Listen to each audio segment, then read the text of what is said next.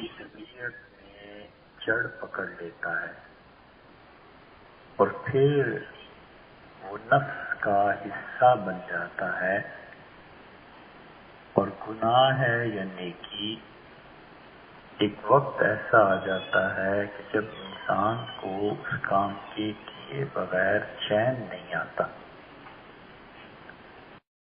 حضرت رسالت مآب صلی اللہ علیہ وسلم نے یہ بات بتائی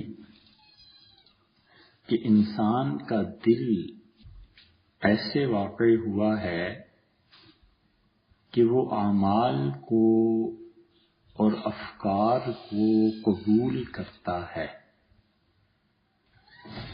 اور اس سلسلے میں سیدنا عمر رضی اللہ عنہ کی یہ روایت مسلم میں کتاب الایمان میں آئی ہے، اس کا حضرت نے حوالہ دیا ہے، اور حجت اللہ میں حضرت شاہ صاحب رحمۃ اللہ علیہ کی یہ اس زمانے کی کتاب ہے جب علوم بالکل پختہ ہو گئے تھے اور وہ زندگی کا ایک بڑا حصہ طے فرما چکے تھے۔ چند سال کے بعد انتقال ہو گیا تو جو پکا ہوا پھل تھا گویا وہ یہ ہے۔ تو شاہ صاحب رحمۃ اللہ علیہ اس میں تشریحات سے زیادہ اشارے کرتے ہیں، اور پیچھے اگر پورا علم ہو تو پھر آدمی سمجھتا ہے کہ اچھا یہ کہا کیا ہے حضرت نے۔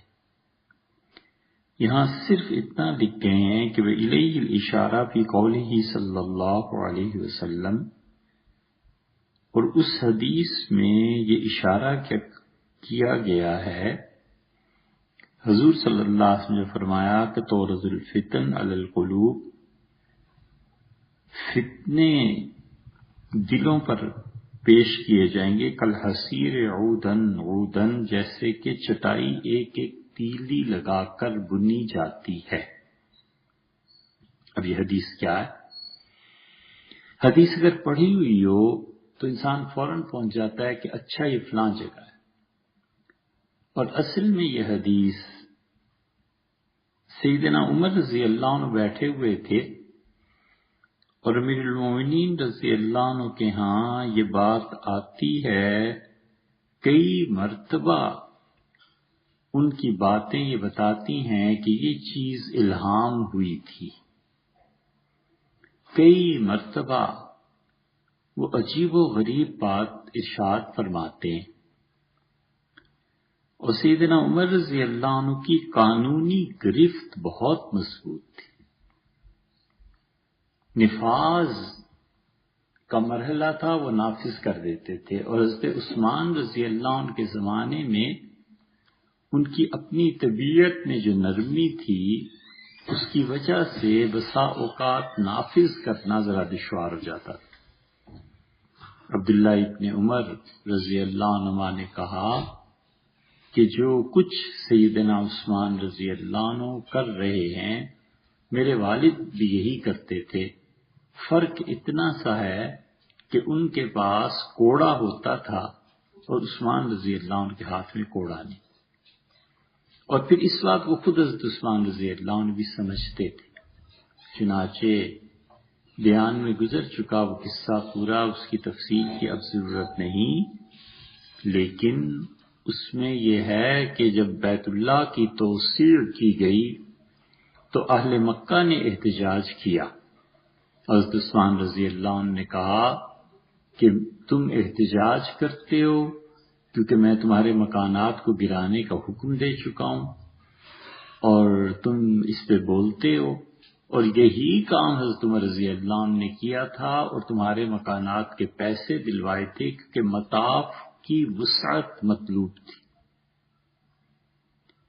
اور ان کے سامنے تم نہیں بولے اس لیے کہ ان کے ہاتھ میں درہ تھا، اور ٹھیک یہی بات میں کہتا ہوں، اور میرے سامنے اس لیے احتجاج اور بولتے ہو کہ میری طبیعت میں سختی نہیں ہے، میں سختی نہیں کرتا۔ تو اس طرح سیدنا عمر رضی اللہ عنہ کی الہامی چیزیں تھیں۔ اب بیٹھے ہوئے ہیں، مسلم کی روایت میں آتا ہے کہ انہوں نے کہا کہ تم لوگ بتاؤ آزمائش کے متعلق حضور صلی اللہ علیہ وسلم کسی نے سنا؟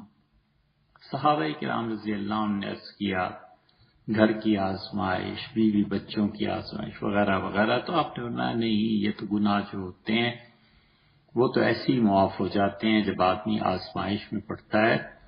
میں اس آزمائش کے متعلق دریافت کرتا ہوں جو سمندر کی موجوں کی طرح اٹھے گی امت۔ آزمائشیں بہت بڑی آزمائش ہے کہ انسان کس کا ساتھ دے، بہت بڑی آزمائش ہے کہ انسان سرمایہ کی قلت کے ساتھ زندگی کیسے بسر کرے، بہت بڑی آزمائش ہے کہ اگر وہ حلال اور حرام کی تمیز میں پڑ جائے تو حلال میں جو گنجائش ہے وہ اس کو پورا نہیں کرتی، اس کی ضروریات کو، حرام سے اپنے آپ کو کیسے بچائے۔ بہت چیزیں، آزمائش تو ایک ایک لمحہ زندگی کا آزمائش ہے۔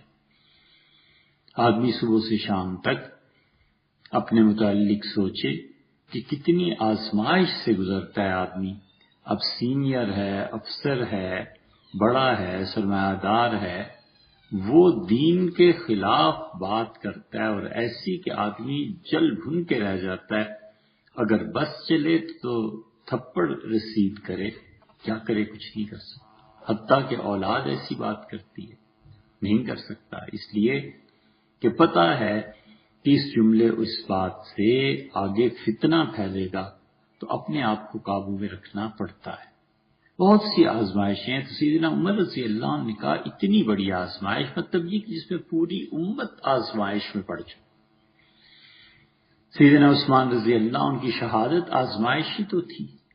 پھر صحابہ کرام رضی اللہ عنہم کی آپس کی جو چیزیں تھیں وہ آزمائش ہی تو تھی۔ اور یہ تو پتہ چلتا ہے اس وقت جب آدمی خود اس حالت میں ہوتا ہے۔ باہر سے تبصرہ کر دینا آسان ہے، لیکن جب اس حالت میں خود آدمی مبتلا ہوتا ہے تو پھر پتہ چلتا ہے کہ آزمائش کے دن اور راتیں کتنی سختی سے انسان کے ساتھ پیش آتی ہیں اور گزرتی ہے۔ اب حضرت علی ایک طرف ہیں، عائشہ اور طلحہ اور زبیر رضی اللہ تعالیٰ عنہ، یہ سارے حضرات ایک طرف ہیں، ایک طرف حضور صلی اللہ علیہ وسلم کی اہلیہ، دوسری طرف داماد ہیں۔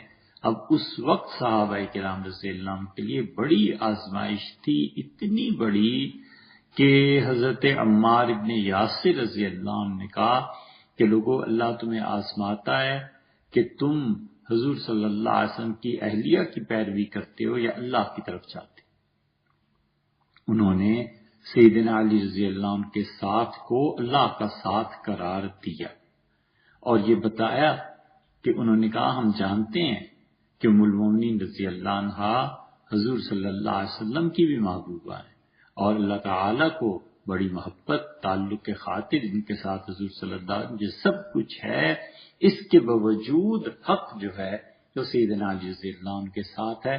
اب وہ صحابہ کرام رضی اللہ عنہ جو اس سے الگ رہے یا وہ جو آئے ہیں لیکن بعد میں وہ گروہ در گروہ ادھر جاتے تھے جدھر حضرت عمار رضی اللہ عنہ جا رہے ہیں، اور عمار رضی اللہ عنہ کی شہادت ہوئی اور اس نے فیصلہ کر دیا کہ حق کدھر ہے۔ عمار رضی اللہ عنہ کی شہادت ہوئی ہے، عمار ابن یاسر رضی اللہ عنہ کی شہادت پہ یہ عمر بن العاص رضی اللہ عنہ آدمی جیسا آدمی جو بڑے مضبوط اعصاب اور سیاست کے ماہر تھے گھبرا گئے اور جا کر کہا حضرت معاویہ رضی اللہ عنہ سے کہ معاویہ، عمار ادھر تھے اور شہید ہو گئے، اور رسول اللہ صلی اللہ علیہ وسلم نے فرمایا تھا کہ عمار تمہیں وہ لوگ شہید کریں گے جو اس دن زیادہ حق پہ نہیں ہوں گے، ہم نے تو انہیں شہید کر دیا، یہ تو فیصلہ کن بات ہو گئی۔ سیدنا معاویہ رضی اللہ عنہ نے کہا ہم نے تھوڑی شہید کیا ہے، اسے تو شہید انہوں نے کیا جو میدان جنگ میں لائے ہیں، علی رضی اللہ عنہ نے کیا، ہم نے تھوڑی کیا۔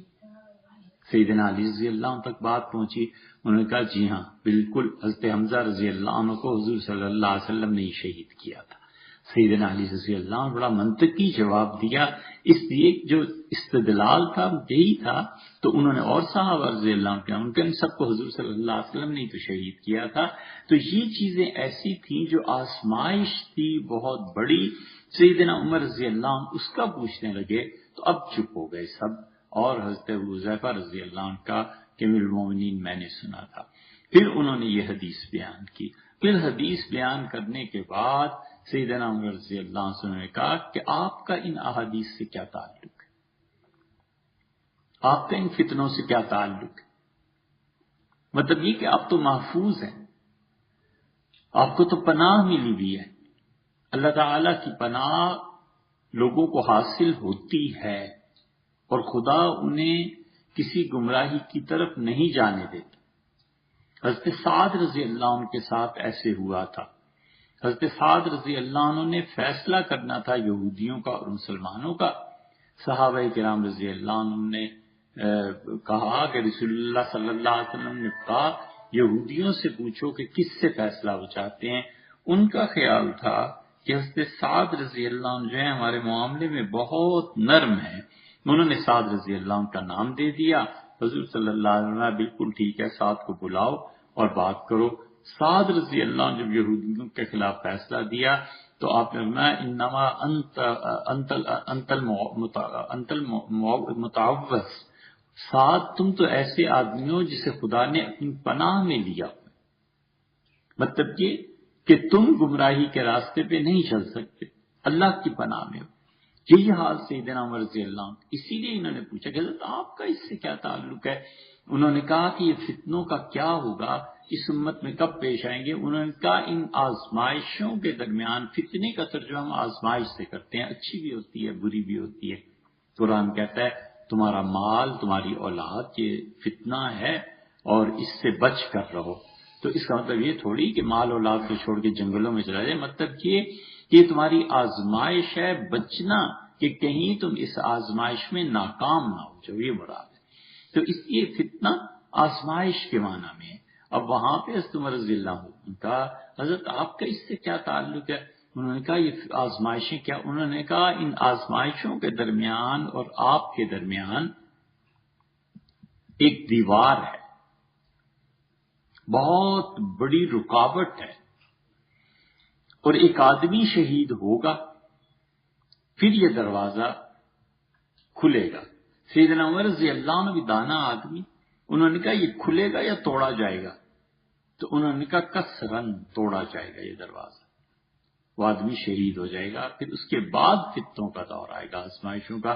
حضرت عمر رضی اللہ عنہ سمجھ گئے کہ وہ خود وہی ہیں جن کے متعلق وہ کہہ رہے ہیں کہ آپ جب اس دنیا سے رخصت ہوں گے شہادت کے بعد پھر یہ چیزیں پیش آئیں گی۔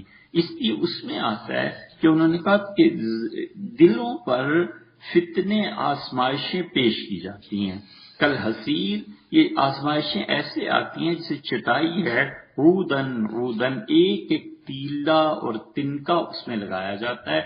یہ جیسے قالین بافی ہوتی ہے، جیسے کپڑا بنتے ہیں تو آپ دیکھیں ایک ایک دھاگا مشینوں کے ذریعے آتا ہے۔ پہلے زمانے میں جلاحہ خود بنایا کرتا تھا، اب مشینیں آ گئیں، اب بھی یہاں بھی چرخے پہ کاٹتے ہیں سوت، ایسے ہی بنتا ہے کہ ایک ایک دھاگا مل کے، تانا اور بانا مل کے، وہ ساری جو کھڈی یا وہ جو لگی ہوئی ہوتی ہے اس کو کیا کہتے ہیں، تانا بانا دونوں جس پہ لگائے جاتے ہیں، ہاں یہ تو پاور لوم اب انگریزوں نے یہ شروع کیا، اردو پہلے اردو پنجابی میں کچھ اور کہتے تھے۔ وہ جو پورا جو جال لگا ہوا ہوتا ہے وہ ایسی چیزیں اس میں ایک ایک دھاگا لایا جاتا ہے۔ تو انہوں نے کہا کہ اسی طرح دلوں پر فتنے پیش کیے جاتے ہیں۔ کیا فتنہ پیش کیا جاتا ہے؟ اس طرح فتنہ پیش کیا جاتا ہے، یعنی آزمائش ایسے ہوتی ہے کہ اب نظر اٹھی کیا گاڑی ہے جناب ان کے پاس، یہ گاڑی کہاں سے آئی، اتنا پیسہ کہاں سے آیا؟ یہ آزمائش میں بڑھ گیا کہ اس کے دل میں اعتراض جنم لے گا۔ اب اس اعتراض کا نقصان یہ ہو جائے گا کہ جس چیز پہ آدمی اعتراض کرتا ہے اس کے نفع سے محروم رہ جاتا ہے۔ اللہ نے اعتراض اور نفع کو جمع ہی نہیں کیا۔ اب کوئی آدمی کہے کہ میں گلگت میں پیدا ہوا ہوں اور رنگ اس کا ایسا ہو جیسے افریقہ والوں کا ہوتا ہے تو کون مانے گا؟ وہ کہیں گے افریقہ کا رنگ جو ہے اتنا کالا حبشی جو ہے وہ گلگت میں پیدا نہیں ہوتا، گلگت میں پیدا ہونے والے بچے بڑے گورے ہوتے ہیں۔ کہے کہ میں پٹھان ہوں اور وہ پٹھان ہونے کے باوجود وہ کہے کہ جی ہمیں غصہ ہی، ایسے کیسے ممکن ہے؟ وہ خون کا اثر آخر ہوتی ہے۔ بالکل اسی طرح بہت سی زندگی میں مثالیں ہیں۔ تو اس لیے وہ جو فتنہ پیدا ہو، جو چیزیں اللہ نے جمع نہیں نہ کی، تو اسی طرح کے اعتراض پیدا ہوگا، اس سے نفع ختم ہو جائے گا۔ ماں پہ اعتراض پیدا ہوگا تو ماں کے ساتھ اس بچے کی نہیں بن سکے گی، کیونکہ وہ ماں کی ہر چیز کو نفرت کی نگاہ سے دیکھے گا نا۔ یہ دائرہ، یہ چیز بدل گئی۔ ساس اور بہو کے جھگڑے میں اصل بنیاد یہی ہے کہ ایک دوسرے پہ اعتراض کرنا، اس کے افعال پہ اعتراض۔ تو اعتراض جہاں آدمی کرتا ہے نفع پیدا نہیں ہوتا۔ کہ ریڑھی پہ چلا جائے پھل خریدنا ہے، اعتراض کرتا ہے کہ یہ داغی پھل ہے، نہیں خریدتا، تو اس پھل میں اچھائی ہے یا برائی ہے، ان دونوں چیزوں سے یہ محفوظ رہا، کیونکہ اس پھل کو نہیں خریدا۔ تو دنیا میں ہزاروں مثالیں ہیں اس کی کہ اعتراض اور نفع جمع نہیں ہوتا۔ اب یہ اس انسان کے لیے کیا ہوا کہ اس کے لیے یہ ایک آزمائش ہو گئی کہ اعتراض کے ساتھ نفع کو جمع کر لو۔ جیسے آدمی نکاح میں ہاں کرتا ہے تو بیوی کو اس کے معائب سمیت قبول کرتا ہے، یہ نہیں کہتا کہ اس کے تمام منافع میرے لیے ہیں اور اس کے عیوب جو ہیں وہ سارے ماں کے کھاتے میں ڈال دو، لڑتی رہے سارا دن لیکن باقی تعلقات میرے۔ یہ نہیں ہوتا۔ آدمی جب کسی چیز کو قبول کرتا ہے تو اس کے منافع اور مضار، نفع اور نقصان سمیت ہی قبول کیا کرتا ہے۔ اب گائے کون سی دنیا میں ایسی ہے جو گوبر نہ دے؟ آدمی کہے کہ صرف دودھ ہی دینے والی ملے، وہ کہاں سے مل جائے گی؟ یہ وہ چیز ہے جو پیش کی جاتی ہے، اور اس کا اثر فرد سے لے کے قوم تک ہوتا ہے یہ چھوٹی سی بات، لیکن فرد اپنے مقام سے اکھڑ جاتا ہے، قوم اپنے مقام سے اکھڑ جاتی ہے۔ حضرت سید احمد شہید رحمۃ اللہ علیہ کی تحریک ایسی تھی کہ رنجیت سنگھ کو ہلا کر رکھ دیا۔ اتنے بڑے پیمانے پہ حضرت سید احمد شہید رحمۃ اللہ علیہ کی تحریک تھی کہ رنجیت سنگھ جو تھا اس کے لیے مصیبت بن گیا، اور رنجیت سنگھ ایسا بڑا دماغ تھا سکھوں میں پیدا ہو گیا جیسے بابر بادشاہ کا دماغ۔ یہ تو سلطنتوں کے بانیوں کے دماغ ہوتی، نہایت ذہین آدمی تھا رنجیت سنگھ۔ یہ جو شاہی محلہ ہے لاہور میں، یہاں 5000 سے زیادہ حافظ رہتے تھے، اتنے پرہیزگار اور اتنے نیک لوگ تھے۔ ان سکھوں نے آ کے انہیں ختم کیا اور مارا اور قتل عام ہوا اور رئیسی کسر انگریزوں نے پوری کر دی۔ یہ تو حافظوں سے بھرے ہوئے تھے محلے یہاں کے لاہور کے، اور لاہوریوں کو قرآن پاک کے ساتھ ایسا تعلق تھا، وہ زمانہ تھا جو بھی تھا۔ یہ 18ویں یعنی 19ویں صدی کے آغاز کی بات ہے، 57 کی جنگ آزادی سے بھی پہلے بڑے لوگ تھے۔ اب اس نے اس تحریک کو کچلنے کے لیے جنرل ونٹورا کو کہا۔ جنرل ونٹورا فرانس سے آیا ہوا تھا، اس نے آ کر پلاننگ کی اور سید صاحب رحمۃ اللہ علیہ کی ساری تحریک اس نے جڑ سے اکھیڑ دی۔ سید صاحب رحمۃ اللہ علیہ کے لوگ جب شہید ہوئے ہیں سوات میں اور پٹھانوں نے قتل عام کیا ہے تو حضرت واپس چلے گئے، اور وہ جا رہے تھے بالا کوٹ کے راستے کشمیر، اور شاید وہ آگے دہلی چلے جاتے، لیکن وہ بڑے پریشان رہے، اور کوئی جہاد کا ذکر کرتا تھا، فرماتے تھے اب جہاد کی بات نہ کرو، اب جہاد کی بات نہ کرو۔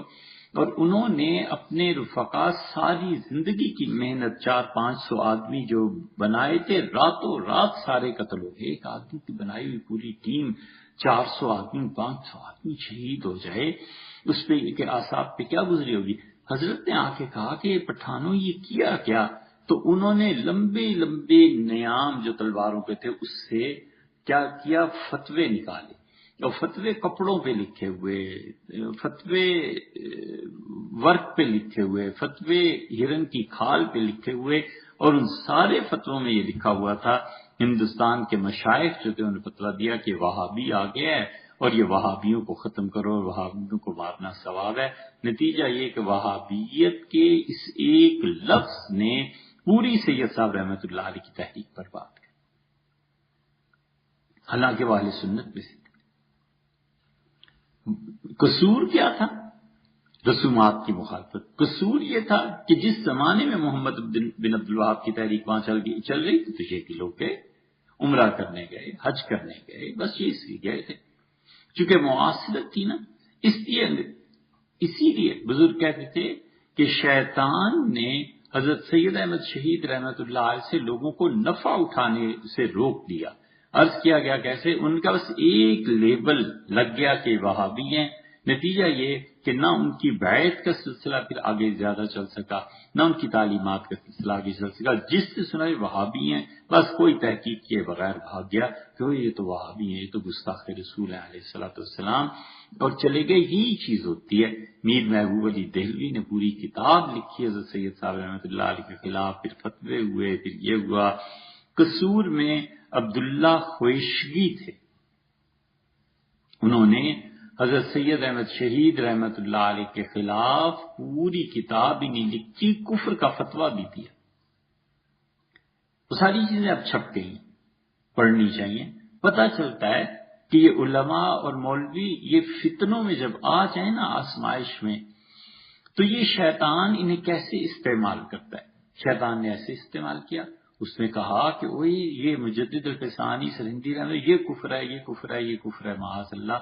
حضرت مجدد رحمت اللہ علیہ لکھ کے چلے گئے. وہ فتویٰ بھی اب چھپ گیا، اب سب چیزیں چھپ گئی ہیں. اب ہم تاریخ کے اس سرے پہ ہیں، پیچھے مڑ کے دیکھیں تو پتہ چلتا ہے کہ کتنے لوگوں کو ان کے اس فتوے نے حضرت مجدد رحمت اللہ علیہ سے استفادے سے روک دیا، اس لیے کہ بس لوگوں کی باتوں میں آ گئے، ان کا ہی ایسا ہی ایسا ہی، تو آ گئے باتوں میں، بس ختم ہو گئی بات. اس لیے یہ آزمائشیں آتی ہیں. شیاطین اور یہ جو مخلوق ہے نا، خدا تعالیٰ ان سے پناہ میں رکھے. ان کے ہاں یہ ہوتا ہے کہ ہدایت اور چیزیں جو تحریک ہوتی ہیں ان کو متہم کرو، الزامات لگاؤ، نتیجہ اس کا یہ نکلتا ہے کہ وہ اس شخص سے، اس تحریک سے استفادہ نہیں ہو سکتا. فرد بھی ایسے تباہ ہو جاتا ہے، اور علماء بھی ایسے ہی ان سے فائدہ نہیں اٹھایا جا سکتا، کیونکہ ہر ایک کو اعتراض کی پڑی ہوتی ہے. عودن فرمایا ایک ایک دن کا. دوسری روایت میں آتا ہے، اگرچہ ترجیح اسی کو حاصل ہے کہ عودن کے الفاظ ہیں، لیکن ایک جگہ آیا ہے کہ آپ نے عوزن. اس کا مطلب ہے اللہ کی پناہ، اللہ کی پناہ. عائزن اس میں فاعل ہو جاتا ہے، میں اللہ کی پناہ میں آتا ہوں. مصدر کے معنی میں بھی آ جاتا ہے کہ پناہ بخدا. عوز کا بنیادی طور پر ترجمہ ہوتا ہے کسی کے ساتھ چمٹ جانا، کسی کی نگاہ میں رہنا. یہ بنیادی ترجمہ ہے اس کا. اور بنیادی ترجمہ یہ بھی ہے اس کا کہ کسی کے ساتھ لپٹ جانا یا کسی کی نگاہ میں رہنا. اس لیے فرمایا کہ اللہ کی پناہ مانگو، اللہ کی پناہ ہے ان فتنوں سے.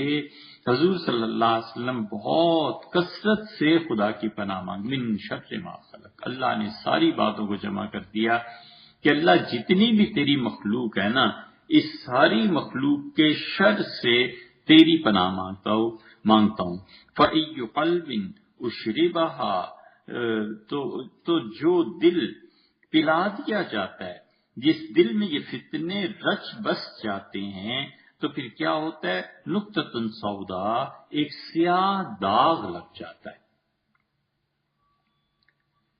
فتنہ آتا ہے کبھی کبھی نگاہ کے غلط استعمال سے. حسن سے متاثر ہو گیا نا، اب وہ فتنہ بڑھے گا. وہ حسن اور وہ خوبصورتی جو اس نے دیکھی ہے، اللہ نے اپنی پناہ میں اگر نہ لیا، یہ فتنہ بڑھ جائے گا. سال ہر سال اس عذاب میں مبتلا رہے گا، اپنی زندگی کی قیمتی اوقات بھی ضائع کرے گا، پیسہ بھی ضائع کرے گا، صلاحیتیں بھی ضائع کرے گا. یہ فتنہ ہے، یہ آزمائش ہے، شیطان کی طرف سے پھنس گیا. اس پیسہ آزمائش بن جاتی ہے، یہ فتنہ بن جاتا ہے.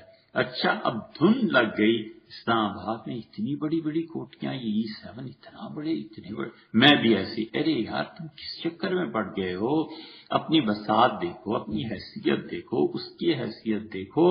اللہ کے سارے انعامات ایمان اور اعمال صالحہ اور نماز سمیت ایک طرف، اور کوٹھی ایک طرف. اب آرام کماؤ، جو مرضی کرو، کسی طرح اس سیکٹر میں ایک مکان لینا ہے اور ساری زندگی حرام میں برباد کر کے اس مکان میں پتہ نہیں رہنا بھی نصیب ہوتا ہے کہ نہیں ہوتا، اس مکان میں پتہ نہیں رہنا بھی ہے کہ نہیں رہنا. اور رہنا ہے تو 2 سال 4 سال. جنازہ نکلا، اور جنازہ بعد میں نکلا، جو ہی مرض الموت کا لوگوں کو ہوا تو اپنی اولاد اس پہ بیٹھ جاتی ہے، بہویں اور داماد بیٹھ جاتے ہیں کہ دادا نانا اس کے مرنے کے بعد تقسیم کیسے ہوگی اور کس کو کتنا حصہ ملے گا، وہ تو پھر کوئی اچھا دور ہوتا ہوگا۔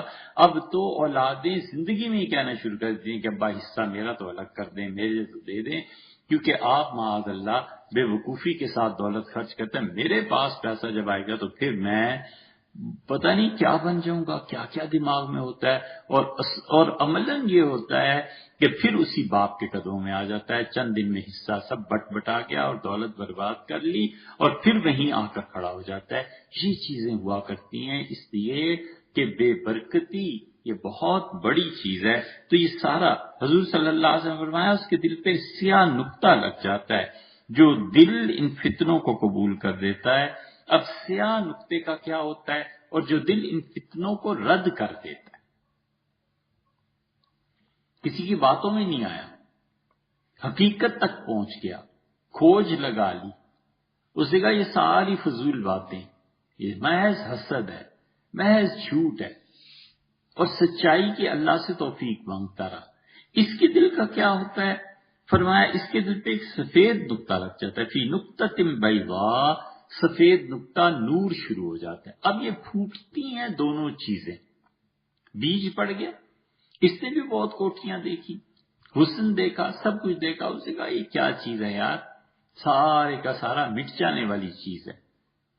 اپنی صلاحیتوں کو کسی اچھے کام میں استعمال کرو، اپنی صلاحیتوں کو کسی اور کام میں لگاؤ۔ اب حج کر لیا ایک بار، عمرہ اچھا وہ بھی چلو سنت تھی وہ بھی ہو گیا، اب اسے ہر سال حج کی پڑی ہے، ہر سال حج کی پڑی ہے، 5 لاکھ 10 لاکھ ہر سال حج پہ لگ جاتا ہے۔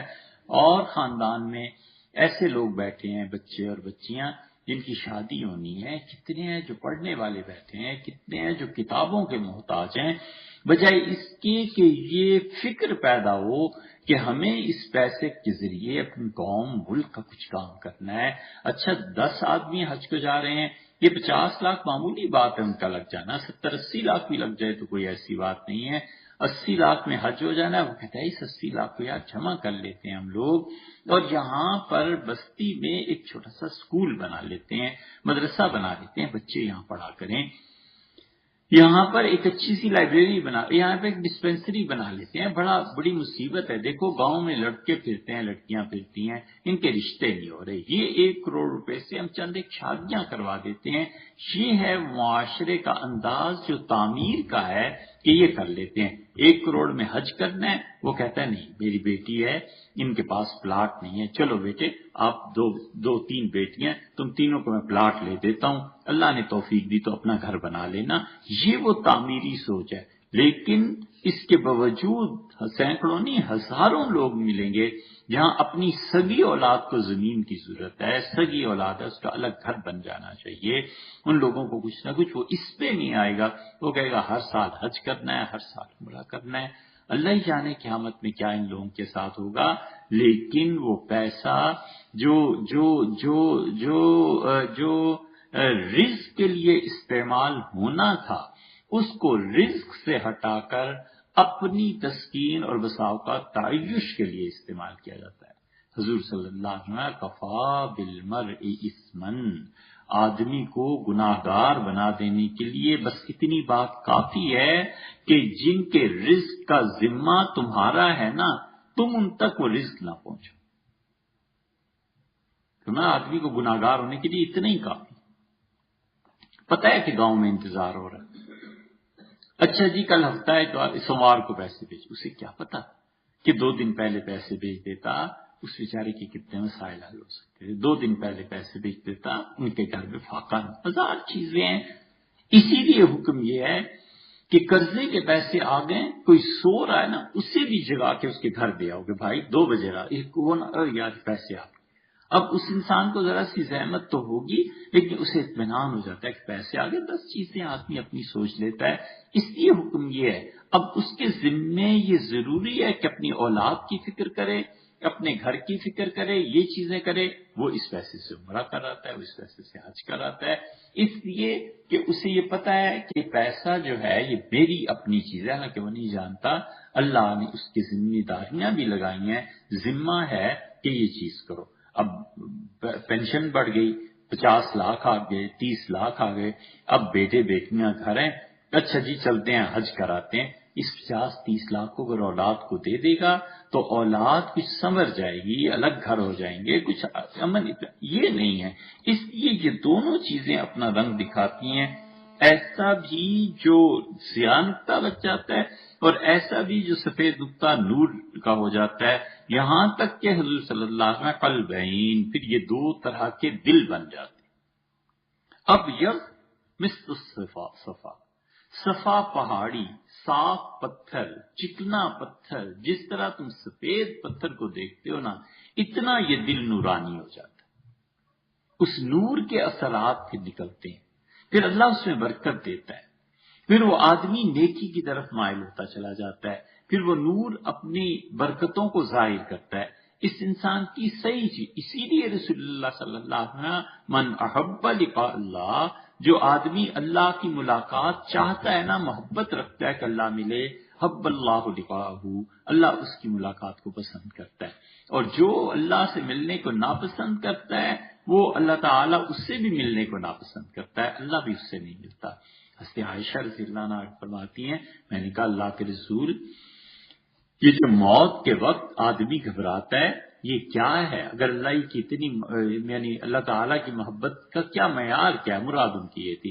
حضور صلی اللہ علیہ وسلم موت کے وقت جس کو شوق ہوتا ہے نا اللہ سے ملنے کا، یہ وہ وقت ہے اللہ اس سے ملاقات کو پسند کرتا ہے۔ اور جب کرتوتوں پہ اپنے نظر جائے، اور واقعی ایک تو تواضع اور عاجزی ہے نا، ایک حقیقت میں وہ اللہ سے ملنے سے روح گھبرائے، نفرت ہو خدا کے لیے معاذ اللہ، تو وہ پھر ایسے ہی ہوتا ہے۔ اس لیے یہ دنیا میں اور خاص طور پر یہ مذہبی طبقے جو ہیں نا، ان میں یہ جتنی پرورش نفرت کی بنیاد پہ ہوتی ہے نا،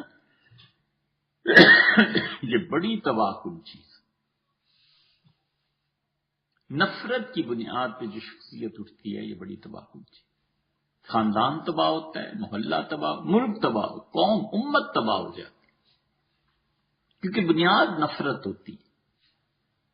یہ نفرتوں پہ جو شخصیتیں اٹھتی ہیں تباہی پھیر دیتی ہیں، حتیٰ کہ انہیں کافروں کے مقابلے میں شکست ہو جائے تو اللہ سے نفرت شروع، اللہ کو گالیاں دینے لگتے ہیں معاذ اللہ کہ خدا نے یہ کیا کیا، خدا کیسا ہے، کدھر چلا گیا معاذ اللہ، استغفر اللہ۔ اور دین ہے، ڈاٹ گیا ہے، نماز ہے، اور دوسری طرف دیکھو تو یہ حال ہے۔ اس لیے کہ شخصیت نفرت ہے نا، اس نفرت کو آگ چاہیے جلنے کے لیے، اس آگ کو ایندھن چاہیے۔ نفرت کی آگ ایندھن محبت کی آگ وہ بھی ایندھن مانگتی ہے، محبت کی آگ جو ایندھن مانگتی ہے تو اس آدمی سے خیر کا صدور ہوتا ہے، ہمیشہ خیر کی بات ہوتی ہے، بات کریں تو پتہ چلتا ہے کہ علم بڑھتا ہے، ہر دن نئی بات پتہ چلتی ہے۔ اور نفرت وہ جو آگ بڑھتی ہے وہ ہر دن جلانے کے لیے اب کتنا ایندھن اس میں ڈالنا ہے، نہ اس کا پیٹ بھرتا ہے نہ اس کا پیٹ بھرتا ہے، نہ محبت والے کا پیٹ بھرتا ہے، وہ خیر کی باتیں۔ حضور صلی اللہ علیہ وسلم نے فرمایا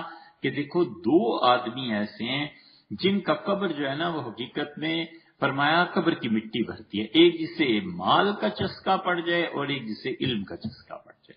علم کا چسکا کسی کو پڑ جائے اور علم کے ساتھ دل لگ جائے تو وہ کہتا ہے روز نئی بات، کہیں نہ کہیں سے یہ پڑھو یہ دیکھو ادھر کیا، اور مال کا تو پھر حلال اور حرام کی تمیز اٹھ جاتی ہے، پھر معاذ اللہ قبر ہی کی مٹی اور پیٹ اس کا بھرتی ہے، اور قبر میں جاتا ہے تو اس کا پیٹ بھرتا ہے۔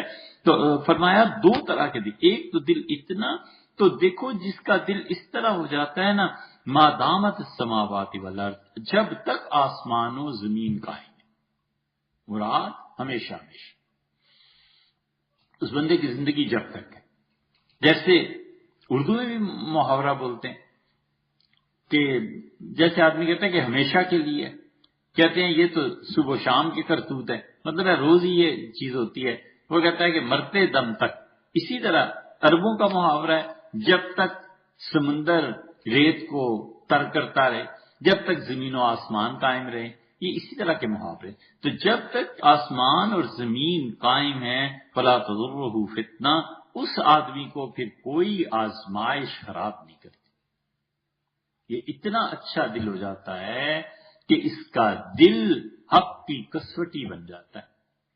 یہ پہلے دن ہی دیکھ کے کہتا ہے کہ اس سے بچو، یہ آگے چل کے نا عذاب بن جائے گا تمہارے لیے.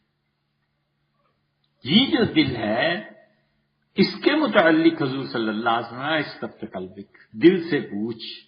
اور فرمایا کہ تمہارا دل جس بات پر گواہی دے بس وہ چیز اصل ہے، اگرچہ ساری دنیا گواہی دیتی پھرے. ہمارا دل ہم لوگوں کا، عام عوام کا ہوتا سیاہ ہے پورا، پھر بھی اس حدیث کو کہتے ہیں کہ اپنے دل سے ہوئے. تمہارے دل کو کیا پتا ہے یار، تم پہلے اپنے دل کو صاف، کوئی محنت، کوئی اللہ کا ذکر، اللہ کا نام تو لو. اس لیے یہ جن لوگوں کے دل ٹھیک ہوتے ہیں اور جن کے دل نور انوار سے بھرے ہوئے ہوتے ہیں، ان کی مجالس میں جاؤ اور ان کے ساتھ رہو، حتیٰ کہ ان کے پیچھے نماز پڑھنے سے فرق پڑ جاتا ہے. انسان کے اپنے دل میں ذرا بھی زندگی کا احساس ہونا، اور اس امام کے پیچھے جو نماز پڑھتا ہے تو کیفیت اور ہوتی ہے، اور وہی جمعہ اور عید اور نماز کہیں اور جا کے پڑھ لے تو کہتے ہیں جی چین نہیں آیا. وجہ کیا ہے؟ وجہ یہ کہ وہ جو دل تھا نا اس میں انوار اور نور تھا، اور وہ بھی پھیلتا ہے. اور فرمایا دوسرا حتیٰ تصیر، یہاں تک یہ جو دو دل ہو جاتے ہیں. پھر فرمایا والآخر اسود، اور دوسرا سیاہ ہو جاتا ہے. اتنا سیاہ ہو جاتا ہے، اتنا سیاہ ہو جاتا ہے کہ تم دیکھو بالکل ایسے جیسے لوٹا جس کا پیندا نہ ہو، نہ نیکی کو پہچانتا ہے نہ برائی کو پہچانتا ہے.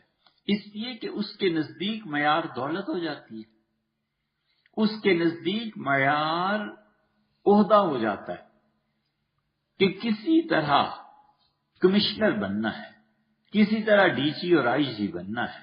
اس کے لیے چاہے جتنا مرضی دل برباد ہوتا رہے، جو مرضی افسروں کو حرام کھلانا پڑے، شراب پیش، یہ وہ سب کچھ وہ کرتا ہے، اس لیے کہ اس عہدے تک جانا ہے. تو فرمایا حضور صلی اللہ علیہ وسلم نے وہ اس طرح ہوتا ہے کلکوز، جیسے کہ لوٹا ہو جاتا ہے مجخین، اور فرمایا کہ ایسا جیسے وہ لوٹا جس کا پیندا نہ ہو، لا یعرف معروفا، اسے کوئی نیکی اور کوئی برائی نظر نہیں آتی.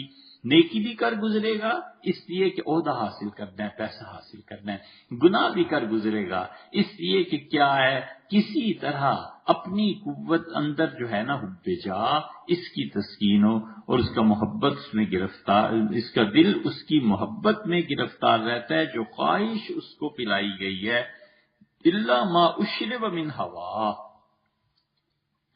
جو چیز اسے پلائی گئی ہے سوائے اس کے باقی ہر چیز سے بے نیاز، دل پی جاتا ہے اس محبت کو، بس اس پہ چل رہا ہے. اسی لیے اللہ نے قرآن کریم میں بار بار اس خواہش نفس کی مذمت کی ہے. اللہ نے فرمایا فرأیت من اتخذ الہہ ہوا، تم نے کبھی اس گمراہ شخص کی حالت پر غور کیا ہے جس نے اپنی دل کی خواہش کو اپنا خدا بنا لیا ہے؟ یعنی جیسے مومن انسان اللہ کے احکامات کی پیروی اور اتباع کرتا ہے، یہ اپنے نفس کی ویسے پیروی اور اتباع کرتا ہے. اور پھر فرمایا بڑی خطرناک بات، اضلہ اللہ علی علم، علم کے باوجود گمراہ ہو جاتا ہے. علم ہے کہ یہ شراب حرام ہے، اس کے باوجود پیے گا، کیونکہ نفس چاہتا ہے نا، دل چاہتا ہے، اسے پتہ ہے اللہ نے اسے منع کیا ہے، لیکن اپنا نفس، اور نفس کو خدا کا شریک بناتا ہے. نفس کو خدا کا شریک بنانا یہ بھی تو شرک کی کوئی قسم ہے یا نہیں؟ آدمی سوچے ایک بت کی عبادت کرتا ہے، وہ اتنا عذاب نہیں ہے جتنا حقیقت میں اپنے نفس کو اللہ کا شریک بنانا عذاب ہے. وہ تو ایسی چیز ہے، بت کی عبادت دیکھنے والا دیکھتا ہے کہ یار بت کی عبادت ہو رہی ہے، کافر ہو گیا. یہ جو نفس کو شریک بناتا ہے نا، طریقت میں تو یہ کافر ہوتا ہے، شریعت میں تو نہیں ہم اسے کہتے، لیکن وہ اپنے نفس کی پیروی میں پوری دنیا کو برباد کر دے گا. اسے پتہ ہے کہ اللہ نے منع کیا ہے، اس کے باوجود اپنے نفس کو اللہ کا اس کی ایسی اتباع کرتا ہے جیسے معاذ اللہ استغفر اللہ خدا کی مومن بندہ مان کے چلتا ہے اپنے نفس کی. اسی لیے اللہ تعالیٰ بار بار انسان کو اپنی ہوا کے اتباع سے منع کرتے ہیں کہ اپنی خواہش نفس جو شریعت سے ٹکراتی ہے اس کے پیچھے نہ جاؤ. اپنے نفس کی مخالفت آدمی شروع کر دے، کسی ایک دو گناہوں میں بھی نفس کی مخالفت شروع کر دینا، آہستہ آہستہ نفس پر زد پڑتی ہے اور آہستہ آہستہ نفس کمزور ہونا شروع ہو جاتا ہے. حضرت الیاس صاحب رحمۃ اللہ علیہ فرماتے تھے، ان کے ملفوظات میں حضرات نے نقل کیا ہے کہ حضرت رحمۃ اللہ فرماتے تھے نفس کے معاملے میں تو ہر وقت اپنے ہاتھ میں جوتا رکھے اور جو ہی نفس سر اٹھائے زور سے سر پہ اس کے مارے اور کہے ابھی تو مرا نہیں، پھر مارے کہ ابھی تو مرا نہیں. مطلب یہ کہ نفس کی نگرانی، کیونکہ خدا کے ساتھ معاذ اللہ وہ بھی شرک ہی کی ایک طرح کی قسم بن جاتی ہے. اس لیے شاہ صاحب رحمۃ اللہ علیہ فرماتے ہیں کہ اعمال اور اخلاق جو ہے نا یہ انسان کے ساتھ چمٹ جاتے. انشاءاللہ اتوار کو اس سے آگے